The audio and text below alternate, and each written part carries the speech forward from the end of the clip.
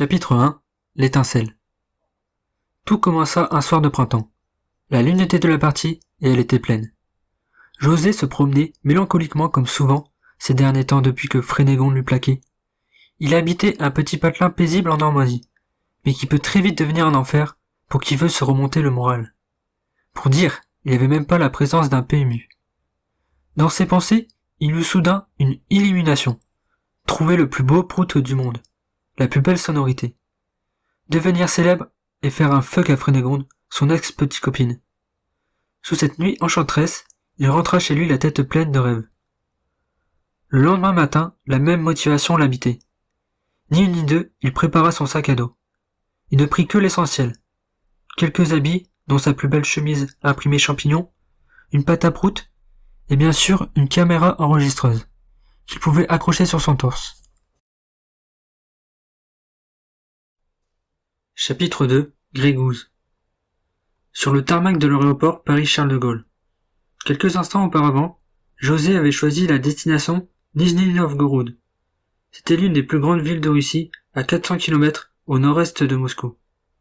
Il l'avait choisi en feuilletant des yeux le tableau des vols à venir, et son regard s'était arrêté sur Nijni-Novgorod. Ne me demandez pas pourquoi il y a un vol direct pour cette destination. Je n'en savais rien. José n'avait rien planifié pour son voyage. Il décida de faire pleinement confiance à son intuition. Lui qui intellectualise et doute de tout. Mais que pouvait-il bien se passer? J'embarqua dans un petit avion hélice qui n'avait pas l'air tout jeune. Peu rassurant. Il n'y avait pas foule, seul un couple de Français était installé à l'avant. 2 minutes avant le décollage, un monsieur essoufflé embarqua. Il coupa sa respiration par fierté. Il portait un short sous 13 degrés, des sandales romaines chaussettes et une grande paire de lunettes rondes au vol fumé, accompagné d'une moustache. La panoplie parfaite du serial killer des années 80. C'était forcément un Russe. Il s'asseyait à côté de moi avec froideur, sans me saluer. Quelle poisse, il y avait 100 places de disponibles, pourquoi à côté de moi? Serais-je le prochain sous sa liste? Mon angoisse due au décollage imminent se décupla. Dans la précipitation de ce matin, José avait oublié de prévenir son patron de son départ. Lui qui travaillait dans une petite boîte d'informatique en tant que web designer. Ça ne l'emballait pas plus que ça, il y allait souvent à reculons, mais ça payait bien. Était-il soucieux de cela? Je pense qu'il était habité par une chose invisible, qui le dépassait, et qu'il n'en avait rien à carrer. Après un décollage réussi, il s'endormit, aussitôt. Avec l'excitation de la veille, il avait peu dormi. Un petit point sur l'histoire du P pendant que José était endormi. En moyenne, une personne libère par jour 0,5 à 2 litres de gaz en 12 à 25 occasions. Si une personne retient ces gaz durant la journée, ils seront souvent libérés pendant le sommeil, lorsque le corps est détendu. Le bruit fréquemment produit lors de l'échappement de gaz est provoqué par la vibration du sphincter ou par la compression des fesses. Le son produit varie principalement en fonction de la fermeture du sphincter et de la vitesse du gaz propulsé. Dans beaucoup de sociétés depuis des siècles et des siècles, le P en public est vu comme une marque de savoir-vivre et de maîtrise corporelle, et peut être interprété comme une offense, surtout si le P est déployé sous un nez. Selon le contexte, le P peut manifester l'humour ou le mépris. Voilà, tu sais tout ou presque sur le P. C'est une jolie steward slave qui me réveilla. L'avion avait atterri. Le Russe n'était plus à côté de moi. Mon portefeuille, mon téléphone, mes reins, ouf, il ne m'avait rien volé. Je récupéra mon sac à dos sur le tapis roulant, puis sortis dehors devant l'aéroport. Le temps n'était pas chaud. Quelle idée de venir en Russie. J'aperçus le Russe serial killer me saluer. Il était en train de mettre ses bagages dans un taxi. Il parla avec le chauffeur de taxi d'une façon transactionnelle. Puis il me dit de venir d'un signe de main. Il me demanda si je voulais dormir chez lui pour la nuit. Après brève réflexion, j'accepta. Il avait l'air au final plutôt sympa. En route sur le long de la Volga, le plus grand fleuve d'Europe, d'où on pouvait apercevoir de nombreux monuments pittoresques de la ville, dont l'imposant Kremlin en briques dominant la ville sur sa butte verdoyante, et ses cathédrales baroques avec leurs dômes rouges. 2 cultures se mélangeant dans ce carrefour, la culture slave et asiatique. Nous arrivons chez lui, Il habitait seul dans une petite maison colorée essentiellement de rouge et de vert. La plupart des maisons étaient colorées dans son quartier. Un côté byzantin. À l'intérieur, il me dit de faire comme chez lui. Enfin, vous croyez. Car oui, on se comprenait pas vraiment. La barrière de la langue était un vrai obstacle. Cela n'empêchait pas de vivre ensemble. Sergueï prépara le repas en cuisine, pendant que je me reposais sur le divan en cuir de place devant la télé. C'était une émission où Vladimir Poutine pêchait du gros poisson. Des muscles nervurés, un mental d'acier, quel homme. Vlad, le muscle, il aime le muscle. En période de sèche, il mange du poisson. Quoi de mieux? Vous savez à cet instant T que vous êtes au bon endroit au bon moment. Sergueï vous appelle pour le dîner et gâche votre petit plaisir. Mais un autre plaisir survient avec une bonne poutine maison. Rien à voir avec la Russie malgré le nom. C'est un plat québécois composé de frites, de fromage et de sauce de viande par-dessus le tout. C'était excellent. Sergueï, sous ses apparences repoussantes, est une vraie fée du logis. Le cœur sur la main et dans son prochain à la moindre occasion. Il me proposa un shooter pour digérer, puis 2 shooters, 3 scooters, 4 fans. Sous l'impact de la vodka, je commençais à ne plus sentir mes lèvres. Puis, contre toute attente, Sergueï lâcha un prout. C'était la première fois que j'entendais ce genre de paix. Il était fort et sec en même temps. Au niveau sonorité, cela ressemblait à l'impact d'un palais d'hockey sur un mur. Dans la boîte. La quête commençait enfin. Ça avait eu l'effet de casser les barrières invisibles. On rit longuement avec quelques paix par-ci par-là. Entre 2 shooters, on se racontait nos petites histoires. La vodka avait un effet traducteur, on se comprenait sans se comprendre. Après un fou rire, je vis Sergueï somnoler sur sa chaise, tête en bas. Qui l'eût cru? Je venais de coucher un Russe à l'alcool. Votre confiance s'accrut fortement. Vous avez la même aura que Sylvester Stallone. Rien ne peut vous arrêter. Vous laissez dormir Sergueï sur sa chaise, à sa guise, et prenez-le la direction de la chambre pour en faire autant. En faisant un petit détour par les toilettes, tout de même, voyant que tout tournoyait autour de vous. Au réveil, le mal de tête était intense. Sergueï n'était plus sur sa chaise, ni dans la maison. 2 heures à l'attente devant les aventures de Vladimir. Où a-t-il bien pu s'éclipser? Le temps était clément, je décida quand même de visiter la ville en son sein. De quoi voir de plus près les murailles du Kremlin et les ruelles calmes des quartiers huppés. Quelques proutes par-ci par-là, rien d'élatant. Il est très difficile de parler avec un Russe, aux premiers abords. Ils peuvent être très chaleureux, mais aussi très distants. Alors pour trouver un Russe qui pète... De retour à la maison de Sergueï. À mon plus grand regret, il n'était toujours pas là. Il devait sûrement régler des affaires. Ou alors, sous l'effet de l'alcool, la nuit dernière, s'était-il jeté et noyé dans la Volga? On était tout de même en Russie. Cette hypothèse était très probable. Mais je n'osais y penser plus longuement. Ce cycle infernal de visite de la ville et retour à la maison de Sergueï dura plusieurs jours, sans que Sergueï montre le bout de son nez. Il fallait se fier à l'évidence, il ne reviendra sans doute jamais. Je cassa ce cycle en prenant un billet d'avion pour le Tibet. La voie était libre. Dans les bouchons, dans un taxi, direction l'aéroport. Soudainement, un VMAX nous double et s'arrête sur le côté du taxi. La personne dessus tourne le regard vers la fenêtre. Nom de Dieu, c'est Gérard Depardieu, le dieu du paix. Je me précipite à descendre la fenêtre et l'appeler. GG, auriez-vous l'amabilité de me délecter d'un prout? Pas de réponse. Il tourna la tête. La célébrité l'aurait-il fait prendre de la grosse tête? Il n'en était rien. Il sortit un prout puissant des entrailles de la terre. Un vrai monstre qui avait pris matière, qu'il n'aurait jamais dû réveiller. Il s'enfuya aussitôt sur son VMAX, accompagné d'un rire diabolique. Quelle merveilleuse journée. Je l'aime. N'hésitez pas à regarder son émission à pleines dents, où dans chaque épisode, après avoir englouti tout ce qui passe devant lui, tel Obélix, il nous fait part de prout. Délicieux. Il fait sans nul doute partie des grands de ce monde. Je partis de la Russie, l'esprit léger. Chapitre 3. Tibet. Bien arrivé à Lhasa, la capitale du Tibet.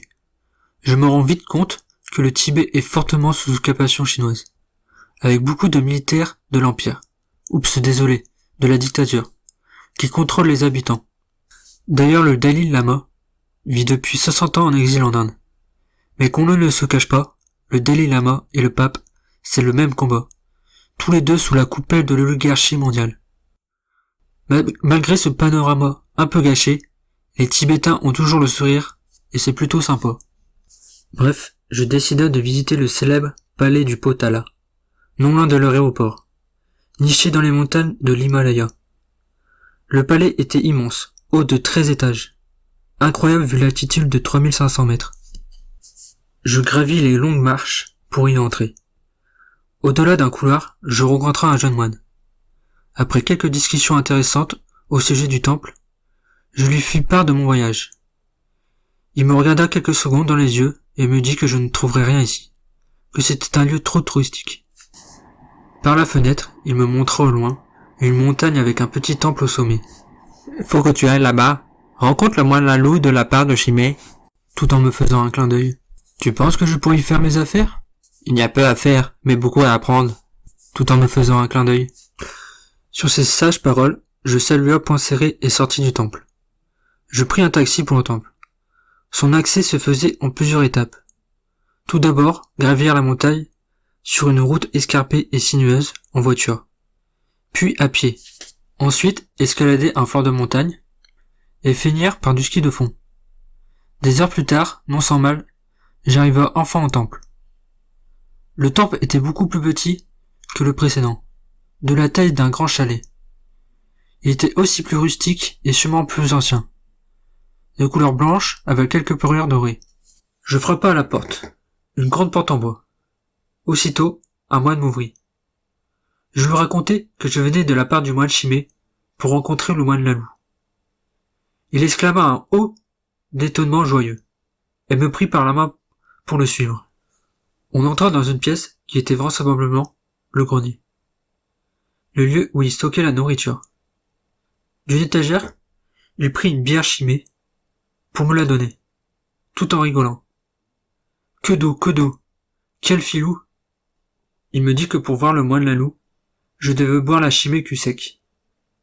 Après un instant d'hésitation, je m'exécuta, avec succès, malgré quelques relents. Il m'applaudit fièrement et me demanda de le suivre. On arriva dans la grande salle, au fond du temple, où se trouvaient 9 moines, dont le moine Lalou. Avec un coup dans le nez, je m'asseyai intérieur, face à lui. Je lui fis part de ma quête. On discuta longuement. Il était plein de sagesse. Puis d'un coup d'un seul, il me demanda de lui tirer son doigt. Ni ni deux, je tirai son doigt. À l'instant T, un P jaillit. Quelle beauté! Il était simple, discret, mais plein de volupté. Un P plein d'amour. Un vrai instant volé. Le superficiel, le P à tout va, ce n'était pas de la maison. Je vais te dévoiler un secret, dit soudainement le moine Lalou. Le secret est qu'il faut faire germer le P en son sein. Et le moment idéal, tout lâcher. Il faut de longues années d'entraînement pour atteindre la perfection. Le début est souvent chaotique, car tout lâcher peut être une chose dangereuse, si on n'a pas la maîtrise nécessaire. Quand on pète, la peau autour de l'anus vibre, ce qui fait vibrer l'air et produit donc un son. Ce son peut être plus ou moins grave. Plus les muscles de l'anus sont tendus, plus l'anus vibre vite, et plus le son est aigu. C'est comme un instrument de musique. Il m'en dit encore plus, pour mon plus grand plaisir. Les chakras grands ouverts, je l'écoutais. Après plusieurs années d'entraînement, voire plusieurs incarnations, certains grands moines arrivent à ouvrir des portails galactiques pour entrer dans des dimensions supérieures, mais aussi dans d'autres systèmes solaires, comme les Pléiades ou Andromède. Et oui, le prout peut faire d'incroyables prouesses. Il est la clé de l'univers. Maîtriser la vibration de son P en est le secret. Plus tard, après avoir repris mes esprits, moine Lalou me proposa de séjourner quelques jours, ce que j'accepta sans hésiter. Les premiers jours d'entraînement, nous fîmes des exercices de méditation. Tourner son esprit vers son intérieur, ses sensations, son intuition, tout se passa très bien. Puis vint l'heure fatidique du premier essai. Cela faisait plusieurs jours que je retenais mes P. L'envie était immense. Concentré, je devais lâcher un prout en étant relâché, mais tout en gardant une certaine maîtrise, comme le moine Lalou m'avait appris. Mais ce qui devait arriver, arriva. Je perdis complètement le contrôle. Le slip était plein. Un paix foireux. Les moines étaient hilares, comme s'ils avaient attendu ce moment depuis des jours. Quelle honte, la honte de ma vie. Je me précipita en canard jusqu'à ma chambre pour me changer. Illico presto, je fis mon sac et sortis sans dire un mot, en baissant la tête. Malgré l'insistance des moines de ne pas partir, sous leur rire, cette fois-ci, plus dissimulé, je pris la fuite. Un moine me cria qu'on était tous passés par la même épreuve. Il m'a fallu 10 fois avant de réussir mon premier paix. Cela ne change rien. Je n'étais sans doute pas prêt à de tels sacrifices. Nul doute que je ne serais plus la même personne après cela. Direction l'aéroport en luge, direction l'Afrique. Chapitre 4. Toto Africa. En direction de l'Afrique donc, et plus précisément vers le Kenya, José se ressasse sa petite mésaventure du Tibet, dans l'avion. Certes, ce n'était pas très flatteur, mais le voyage était encore long. Il le savait, et ce bougre reprit vite ses esprits. J'étais à Nairobi, capitale du Kenya, plaque tournante de l'Afrique du centre-est. À ma grande surprise, le temps était très clément, ni trop chaud, ni trop froid. C'était une ville très prospère, avec ses magasins, ses entreprises, ses gratte-ciels, et son trafic infernal. Croyez-moi, il n'y a pas plus grande solitude que de se retrouver seul dans ce genre de ville. Je décida de prolonger ma solitude dans un hôtel en centre-ville pour me reposer et pour y passer la nuit tranquillement. Il ne valait mieux pas traîner dehors la nuit. Surtout pour un Européen, pâle et froussard comme moi. Nairobi est souvent baptisé Nairobi, agression nocturne en anglais. Levé au petit matin, je décida de sortir de l'hôtel pour visiter un peu la ville et aller au marché. Le marché était un vrai foutoir. Il y avait de tout, des fruits exotiques, du coin, des cuisiniers ambulants, des vêtements de seconde main, en provenance de Chine bien sûr. Après avoir acheté une papaye à une maman, elle me donna une carte de visite. Si toi voilà faire safari, n'hésite pas. Est-ce que tu comprends? Son neveu tenait une agence de safari et parlait français. Ça ne serait pas une mauvaise idée. Regarder des documentaires animaliers sur Arte était ma grande passion. La recherche du plus beau prout était devenue une quête de second plan à ce stade du voyage. J'attendais plutôt que cela vienne à moi. Je me transformais en papillon, la chenille à muer. Aller et venir au bon grain me semble. Je passais la journée à me promener dans les rues et marchés de Nairobi, avec en toile de fond les nombreux musiciens de rue, à base de percussions. Puis je retournai à l'hôtel. Entre deux, j'avais appelé N'Golo, le neveu de la mama, du marché, pour le safari. Il m'avait réservé une place, départ demain à l'aube. En direction vers le sud, pour aller au parc national de Nairobi, dans le minibus du charmant N'Golo. On était une quinzaine, essentiellement des résidents étrangers. Nous traversâmes le pays Maasai, qui compte différentes réserves naturelles et de grands territoires où les animaux sont protégés. Pendant cette traversée, on put apercevoir des lions, des gnous, des gazelles, des girafes, des majestueux éléphants, des hippopotames, etc., etc. José eut l'idée d'enregistrer les imposants proutes d'hippopotames. Mais la raison le rattrapa. Il le savait, c'était comme tricher. Il était avant tout un homme de grande valeur. Lors d'un arrêt, alors que le groupe était occupé à observer des lions au plein et bas, il aperçut un petit village typique au loin. Vous savez, avec des maisons rondes en terre, des toits en paille, et des clôtures en bois qui entourent le village. La curiosité était trop grande. Sans dire un mot, il s'y précipita. José fut très bien accueilli. De retour dans le village Maasai. Nous étions en partance avec 5 guerriers Maasai du village pour une grande cérémonie. Et ils avaient bien voulu que je les accompagne à mon plus grand plaisir. Ils avaient arboré leurs plus beaux costumes traditionnels et gris-gris, des robes rouges et bleues en accompagnant d'ornements aux bras et oreilles. Ils étaient très élégants. La cérémonie s'est trouvée dans un village plus grand à 1 jour de marche vers le sud. Sur les champs du village, on partit. Les champs continuèrent entre nous sur plusieurs kilomètres. L'allure était assez soutenue. J'étais en mode lutte, eux en mode balade joyeuse. On s'arrêta seulement, en fin de journée, quand le soleil baissa. On pouvait apercevoir, au loin, une immense montagne. C'était le mythique Kilimandjaro. Magique. Boubou, le seul de la troupe qui parlait anglais, me dit que c'était notre direction. I love you, Boubou. On continua à parler autour du feu. Il me raconta qu'il avait fait des études à Nairobi, mais qu'il avait préféré revenir dans sa tribu, car la vie est plus saine et pure, mais aussi devenir une passerelle entre les deux mondes. Son peuple était migratoire, en fonction des saisons, de l'eau et de la verdure des pâturages. La vie s'organise autour du bétail. Bœuf, mouton, chèvre, qui est leur seule richesse matérielle. Sur ce, je m'allongea épuisé et m'endormis à la belle étoile, les yeux plongés dans le ciel étoilé. On se réveilla tôt le matin, et reprit vite la route. Il nous restèrent une demi-journée de marche. Boubou m'indiquait qu'on venait de passer la frontière avec la Tanzanie, et que le village était derrière cette colline. On apercevait enfin le village. Il était installé sur le plateau au flanc du Kilimandjaro. Il y avait des huttes sur ce flanc, mais aussi sur le plateau. La fête battait déjà son plein. On salua les villageois chaleureusement. Certains étaient intrigués par ma présence. Puis on rejoignit vite l'événement.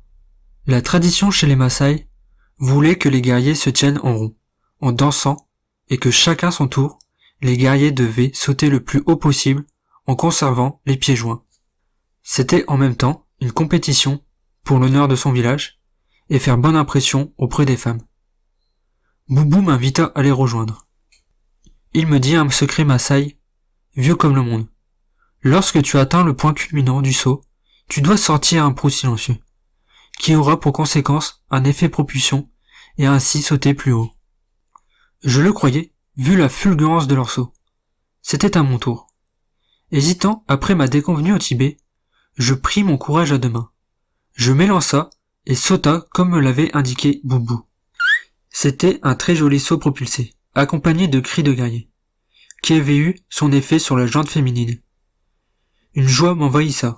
J'avais pas gagné la Coupe du Monde, mais on n'en était pas loin. Je me rendis compte très vite, dans ce voyage, que ce n'était pas que le beau prout que j'avais trouvé, mais toute une chance perdue. Quand on s'intéresse profondément à quelque chose, la vérité éclate, une vérité infinie. Au loin, le chef du village m'avait aperçu. Il demanda d'un signe de le rejoindre en compagnie de Boubou. Il nous invita à boire le thé dans sa hutte. C'était la tente d'Hermione.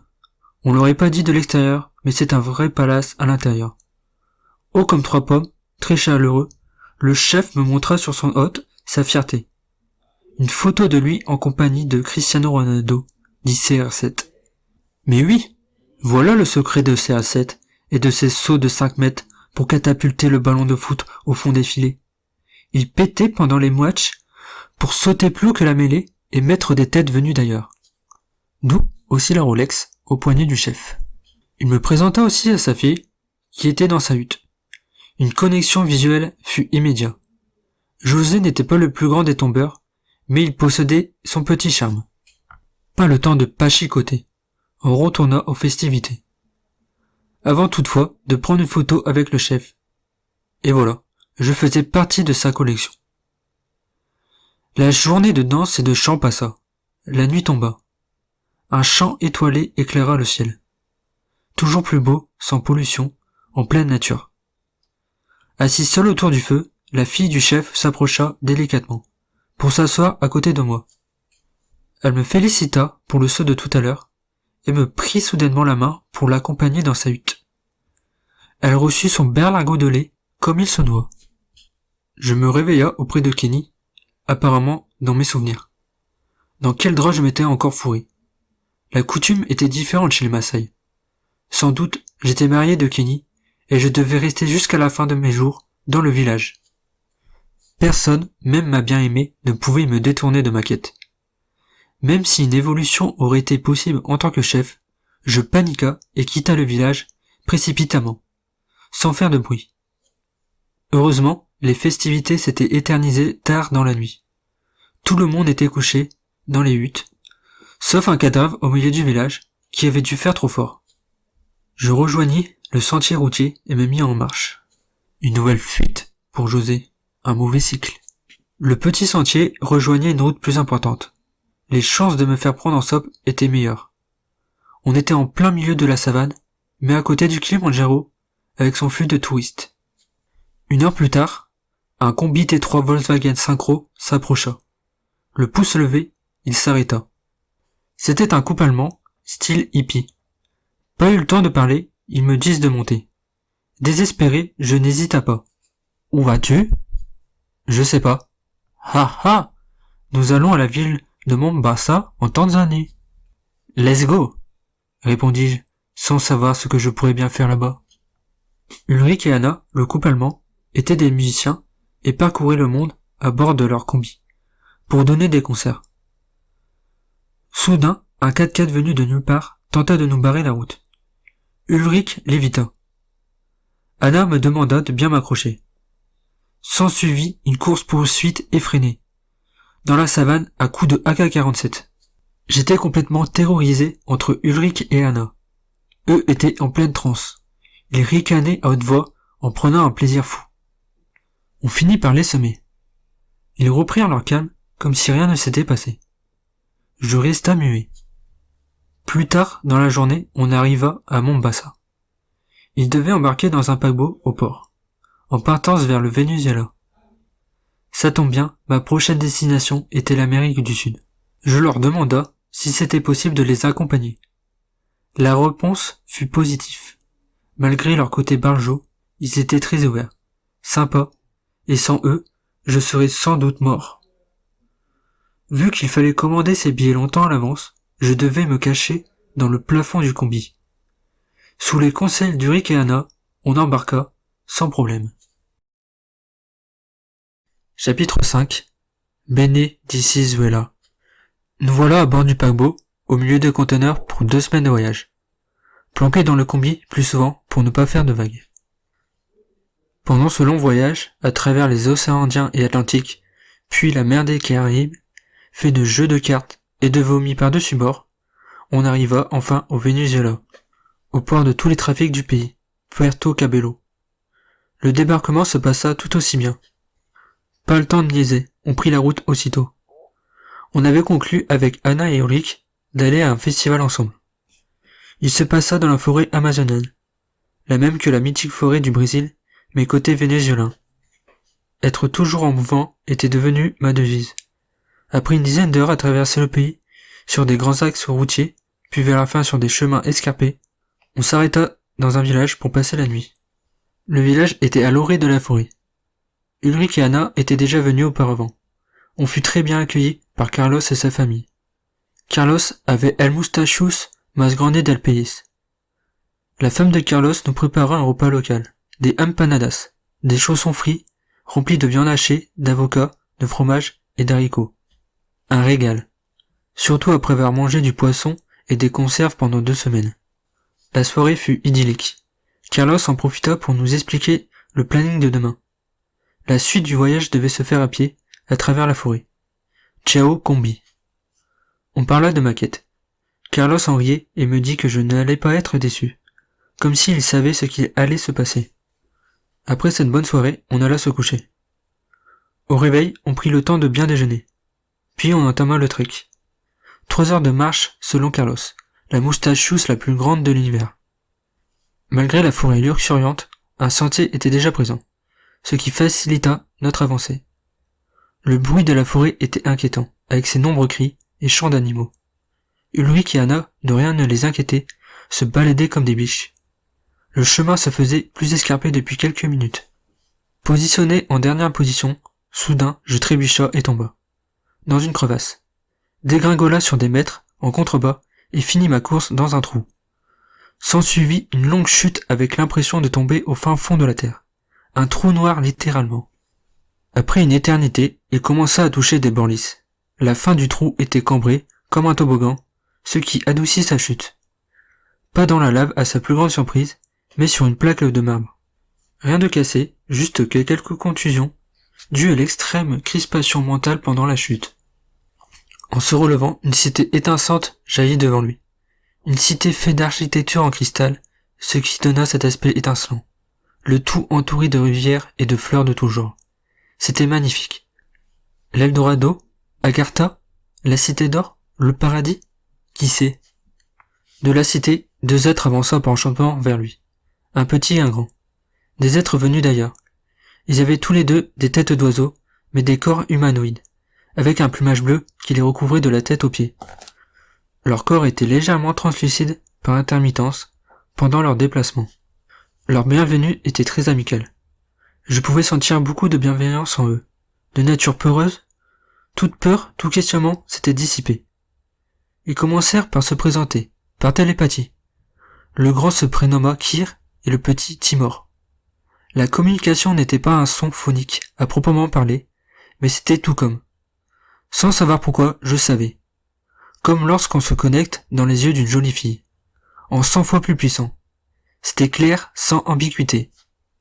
Personne ne tombe dans les royaumes souterrains par hasard, là où règne la sagesse et les savoirs oubliés des anciens Lémuriens et Atlantes. Ta quête est pure, tu ne fais plus qu'un avec les mondes intérieurs et extérieurs. Tu es les perles du collier d'Indra, tu es Brahmam, dit l'un des oiseaux. Que me racontait-il? Cela n'avait ni queue ni sens. Ils se mirent à rire, ou plutôt à gasouiller. Et oui, c'est vrai, ils pouvaient lire dans mes pensées. Après quelques secondes d'échange de regards bienveillants, sans un mot, ils m'adressèrent un dernier conseil. Nous serons toujours à tes côtés, avec bien ta radio. S'ensuivit un concerto de paix en symbiose de Kir et Timor. Et paf, trou noir. Je me réveilla étourdi dans la forêt, les cheveux en pagaille. Qu'avait-il bien pu se passer? Soit je m'étais fait piquer par une plante ou un insecte et subi un trip, soit ce n'était qu'un rêve après m'être évanoui dans la chute. J'avais un doute, mon rêve était comme réel. Je me rappelais de chaque seconde comme si je l'avais vécu. Je regarda longuement autour de moi. Ulrich et Anna n'étaient pas là. Je les appela à plusieurs reprises, sans succès. Avec le bruit de la forêt, même s'ils étaient à 50 mètres, ils m'entendraient pas. La peur m'empara. De plus, Carlos m'avait dit que le village était comme le village Schtroumpf. Impossible à trouver. Si on ne connaît pas le chemin. Pas très rassurant. Un petit singe, un capucin, sur une branche d'un arbre, me fit part de sa présence par des petits cris. Il me salua. Je lui renvoyai le salut. Rien d'anormal à cela, me direz-vous, mais par des gestes, il m'incita à le suivre. Ce que je fis. Il était mon dernier espoir. On assistait à José dit Gargamel, qui suivit le capucin dit Azrael. Espérons-le pour une meilleure réussite pour trouver le village. La marche à travers la jungle était intense, mètre après mètre. Était-ce normal? Soudain, on entendit un bourdonnement de basse de musique au loin. Le capucin était fou, sautillant sur sa branche. C'était sûrement le festival. Une demi-heure pour faire 100 mètres. Je balia le dernier feuillage d'un revers d'une main et bascula dans le village. Le capucin me salua d'un fuck pour me dire au revoir. Je lui rendis. Merci, petit capucin. C'était un écolieu où vivaient 500 personnes à l'année, de tout horizon, mais aussi des protecteurs de la nature locaux. À l'occasion du festival, il y avait 10 fois plus de personnes. Basé sur la permaculture, la chasse et la cueillette, pour la nourriture. Énergétiquement, chaque habitat avait un système d'énergie libre et de cristaux rechargés par le soleil. Les habitats étaient tous uniques, ancrés avec la nature. Il y avait des cabanes dans les arbres, des carters, en argile, des yourtes, etc. Vivant en paix sans hiérarchie avec les hommes et la nature. Pendant que je me promenais dans le village, un double cri scandant mon nom eut lieu. C'était Anna et Ulrich. Ils me prirent dans leurs bras. Cela fait 3 jours qu'on te cherche, on te pensait mort. 3 jours? J'étais tombé dans les pommes pendant 3 jours. Cette histoire était de plus en plus louche. Ils me proposèrent un bon minestrone à leur table pour me requinquer. Mais qui voilà à leur table? Mon ami le russe, Sergueï. C'était donc lui mon ange gardien? Un serial killer en sandalettes romaines? Content de se revoir, on se prit aussitôt dans les bras. Que fais-tu ici? Je te croyais mort. Tout le monde se croyait mort. Ils parlaient toujours que le russe, on ne se comprenait toujours pas. Je leur raconta ma péripétie dans la forêt, sans leur parler des oiseaux humanoïdes, en ne sachant pas encore si c'était vrai ou pas. Peut-on s'en rappeler d'un rêve aussi longtemps? Anna et Ulrich nous quittèrent. Ils jouaient ce soir. Je restai avec Vladimir à la table pour parler à notre manière. Un brave type. Je commençais à me sentir flasque et des palpitations apparurent sans aucune raison apparente. À ce moment, Sergueï me montra un sachet rempli de champignons Psilocybes mexicana en l'agitant tel un joyeux luron. L'enfoiré, il m'avait drogué. Dans le minestrone. Il prit une poignée de champipi et les avala tout crus en ricanant. Un fou rire soudain inexplicable s'empara de nous deux. Pendant 5 minutes non-stop, à s'en péter le bide. Le concert de Hannah et Ulrich n'allait pas tarder à commencer. On se dirigea vers la scène en sautillant. Mes sens qui commençaient à s'accroître avec les champipi ont explosé après les premières notes de musique. C'était de la bonne vieille psytrance de qualité. De très bonnes vibes. Mon corps de lui-même partit dans une danse endiablée. Une danse extatique, collective, sans choré préétabli où chacun s'exprimait comme bon lui semblait. À la recherche de son moi profond. Aller au-delà des conventions, aller au-delà des apparences. Moment magique, moment de béatitude, qui me connectait à toute chose, de la petite chenille aux étoiles du cosmos. Les couleurs devenaient plus vives, plus claires. Je pouvais apercevoir l'aura colorée des plantes et des gens. Et c'est là que le vrai spectacle commença. Les gens sur la piste délivraient un spectacle éblouissant. Et non pas par le son, mais par les couleurs qui jaillissaient des trous du cul. De toutes les couleurs, de différentes formes géométriques. Un arc-en-ciel de paix. C'était trop pour mon esprit, qui disjoncta. Un blackout suivit. J'ai essayé de reconstituer le puzzle de l'univers. Je mange un bout de champignon pour voir l'univers. Chapitre 6. Les états divisés. Retour à la réalité du lendemain avec une jolie gueule de bois. Le regard dans les nuages. J'étais dans les nuages. Quoi? Je bascula la tête de l'autre côté. Nom d'une pipe. Sergueï, un casque sur la tête, était en train de piloter un avion. J'étais son copilote. Il me salua d'un pouce levé. Pourquoi? Pourquoi ma présence dans cet avion? Mon dernier souvenir était sur la piste de danse du festival. Incapable de me rappeler ce qui s'était passé entre deux. Je m'estirpa de mon siège pour aller voir à l'intérieur de l'avion. La caverne d'Ali Baba, une montagne de drogue, sur une palette se tenait devant moi. Champignons, MDMA, LSD, ayahuasca, iboga. J'en passe et des meilleurs. Une véritable pharmacopée de conscience, capable d'éveiller un être sans âme. C'est dire. Je vous le dis, c'est le futur de la médecine. Surtout pour les problèmes d'addictologie, de dépression, de choc émotionnel. Il faut juste, comme toute chose, ne pas en abuser et être accompagné par un professionnel ou un chaman. D'ailleurs, dans beaucoup de civilisations, cela est considéré comme de la médecine. Revenons à notre histoire à bord de l'avion. À côté de la cargaison de drogue se trouvait un jeune homme, mi-américain, mi-vénézuélin. Fort heureusement, on se comprenait. Il m'expliqua que pendant la soirée, nous avions passé un accord à 3 avec Sergueï. Transporter une montagne de psychédéliques aux États-Unis pour un monde meilleur. C'est toi, José, qui a eu l'idée. Pourquoi m'avoir écouté? Je n'étais pas dans mon état normal. Encore il y a 3 heures, c'est toi qui as commandité le vol. Je peine à te croire. Sergueï, un baron de la drogue, ou le messie comme on veut, et moi, son bras droit. Même si au final l'idée n'était pas si mauvaise, une larme se déversait le long de ma joue. C'était le bouquet final. Cette pression devait sortir, après toutes ces péripéties. Je me ressaisis. La remise en question est infinie. Maintenant, il fallait faire les choses bien. On devait passer la frontière des États-Unis en basse altitude pour éviter les radars. Une fois dans le comté du Nouveau-Mexique, la cargaison devrait être relâchée, soutenue par un parachute. Puis nous aussi, avec l'Américain, on devra sauter en parachute pendant que Sergueï conduit l'avion.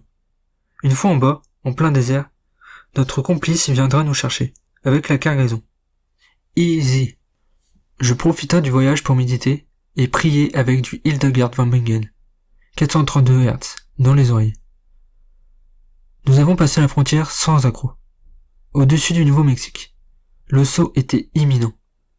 Je me demande encore pourquoi on n'a pas atterri dans ce désert plat tout simplement.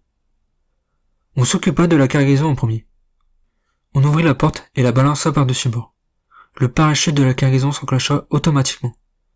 Vêtus de nos parachutes, on suivit. Ma vie défila devant moi, tous ces proutes qui ne sont peut-être pas mis en lumière au grand jour. Tout se passa bien. Malgré la frayeur, on descendit tranquillement, à côté de la cargaison, qui était déjà en bas. L'Américain envoya aussitôt notre position par SMS. Notre complice ne devrait pas tarder. On en profita pour rassembler la cargaison, qui avait subi un choc lors de l'atterrissage. Il arriva au loin, dans son utilitaire Chevrolet. accompagné d'un pick-up.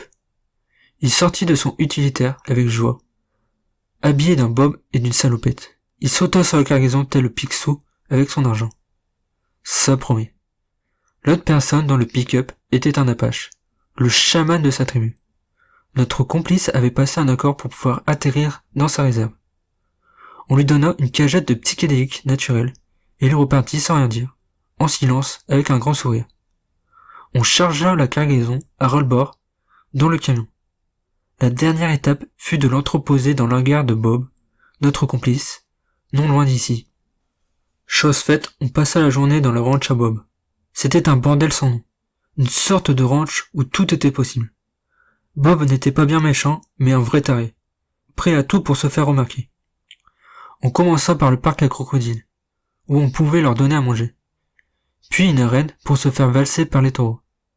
Un stand de tir de gros calibre, et même un lance-flamme. On s'amusa à enflammer les partisans mannequins du nouvel ordre mondial. Et on finit par un sauna entre mecs. Un ranch sans idée directive. Auparavant sur la route, pour aller au ranch, j'avais aperçu une affiche. Une fête foraine dont un concours de hot-dog qui aurait lieu demain à la ville voisine. Avec certitude, c'était un bon endroit pour dénicher du prout. J'y serais. Le lendemain, Bob me déposa à la fête foraine. Il me salua et me tendit une enveloppe d'argent pour pouvoir livrer la cargaison. La belle vie jusqu'à la fin de mes jours. La fête foraine était immense. Il y avait en outre des tirs à la carabine, des manèges à sensations, des concerts, un show de Monster Truck et à l'honneur, le fameux concours de hot-dog tant attendu. C'est l'Amérique, baby. La fête foraine était remplie de rednecks. Avec affection, ils sont une sorte de croisement entre le bouseux et le facho. Gros pick-up bien polluant, 22 longs rifles, nonchalamment posés sur l'épaule. Penchant affirmé pour l'alcool et le racisme sont les attributs qu'on lui confère. Ce ne sont que des préjugés après tout. L'Amérique profonde. Certains peuvent y voir l'enfer et d'autres le paradis. Je comprenais les deux parties. Car oui, la liberté est totale.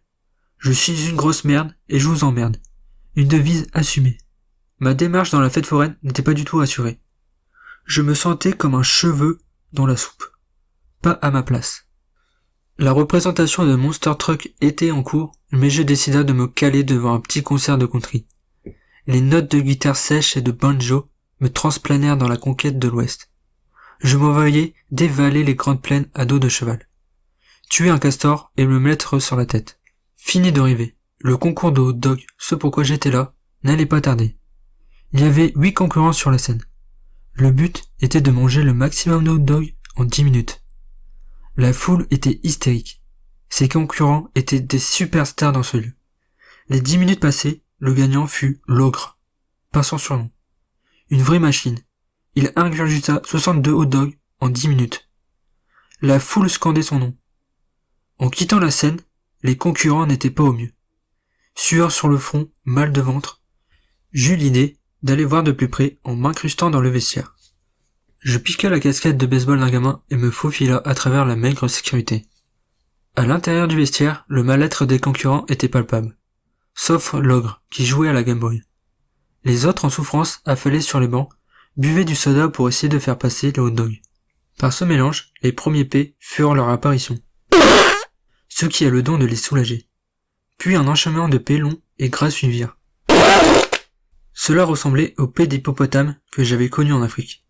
Ça sortait de toutes parts, je ne savais plus où donner de la tête. Je mis ma pierre à l'édifice avec ma pâte à prout. Aussitôt, une puanteur terrible attaqua mon nez. L'émanation la plus horrible sur terre. Je pris la fuite. Partout où j'allais, même en fourrant de la menthe dans mon nez, cette odeur restait.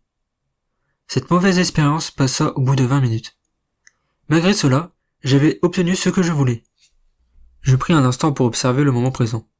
Les États-Unis sont immenses, et il y a tant à découvrir, comme dans tous les pays que j'avais visités au final. Mais je le sentais, ma quête était pour moi terminée. J'avais fait le tour, il était temps de rentrer aux côtés des miens.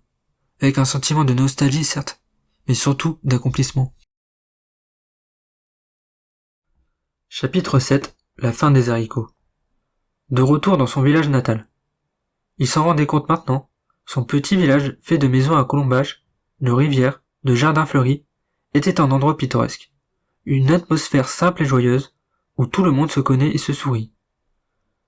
Avant de rentrer à la maison, Je pris le temps de manger des moules frites, chez Christine, un restaurant médiocre au bord de la rivière, où logeait une petite cascade. Deux messieurs d'une cinquantaine d'années se parlaient le long de cette rivière, pas loin de moi.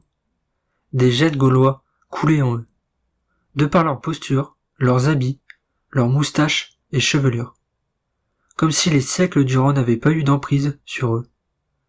L'un d'eux lâcha un paix plutôt discret, mais qui ne m'échappa pas. Son ami avait vu que je l'avais entendu.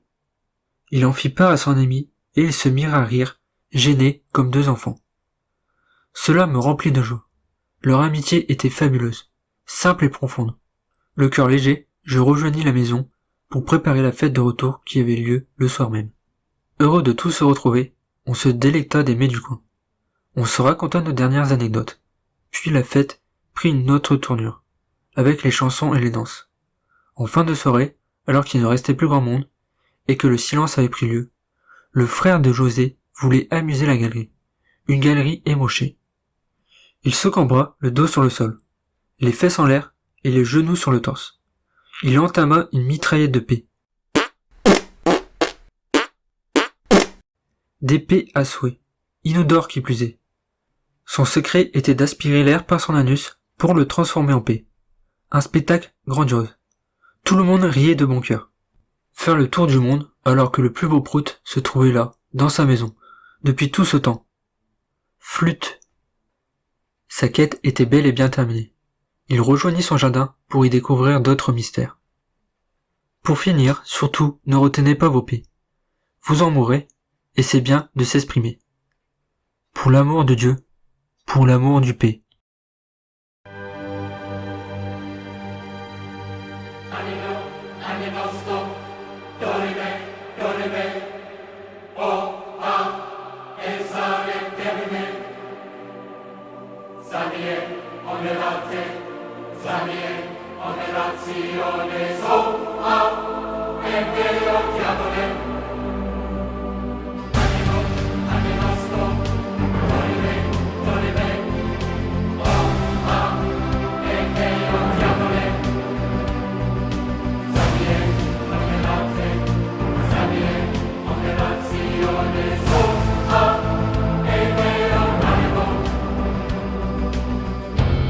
C'est trop marrant.